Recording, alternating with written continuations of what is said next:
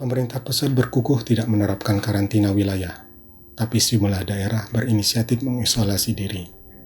Kini soalnya bukan lagi pada pilihan karantina wilayah atau tidak.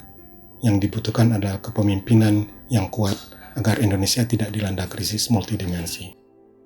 Saya Dodi Hidayat, inilah Opini Tempo.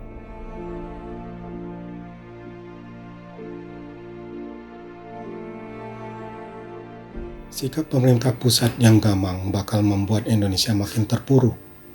Saat ini, jumlah provinsi yang telah tertular penyakit virus corona berjumlah 28. Jumlah pasien sudah menembus angka 1.000, dengan tingkat kematian 2 kali lipat rata-rata global.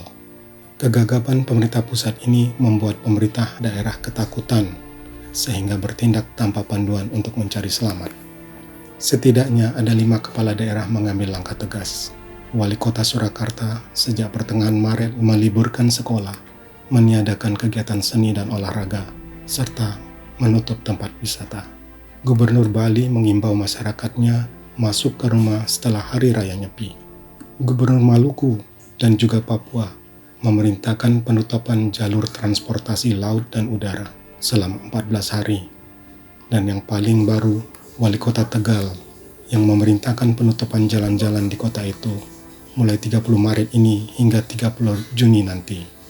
Para kepala daerah mengambil sikap karena instruksi Presiden Joko Widodo agar penduduk menjaga jarak sosial atau social distancing melalui cara belajar, bekerja, dan beribadah di rumah tidak berjalan efektif.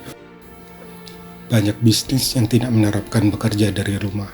Masyarakat masih suka berkerumun dan rumah ibadah tetap menggelar kegiatan berjemaah.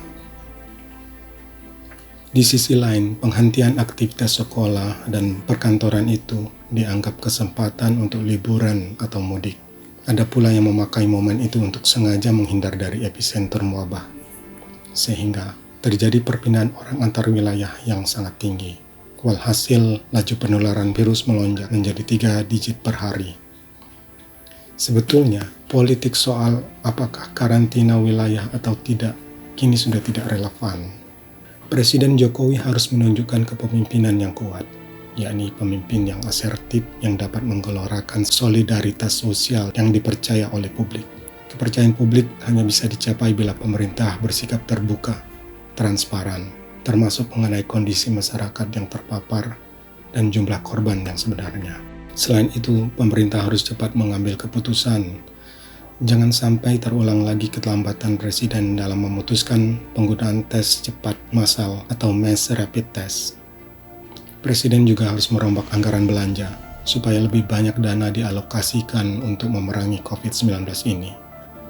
Presiden juga harus memobilisasi sumber daya untuk memperkuat sistem dan fasilitas kesehatan, karena tidak bisa dipungkiri jumlah dokter, tenaga medis, dan tempat tidur di rumah sakit kita tidak akan mampu menghadapi ledakan kasus.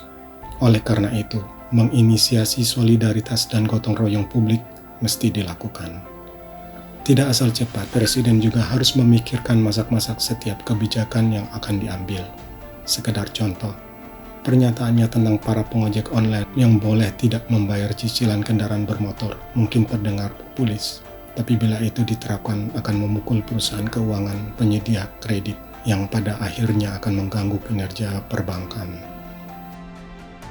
Rencana pemerintah menyalurkan bantuan tunai bagi masyarakat kelas bawah yang terkena dampak corona hendaknya disertai persiapan yang matang. Misalnya dalam hal ketersediaan data calon penerima bantuan dan bagaimana mendistribusikannya. Tanpa itu semua, Indonesia terus centang perenang menghadapi pandemi ini. Salah-salah kita malah terpuruk dalam krisis multidimensi.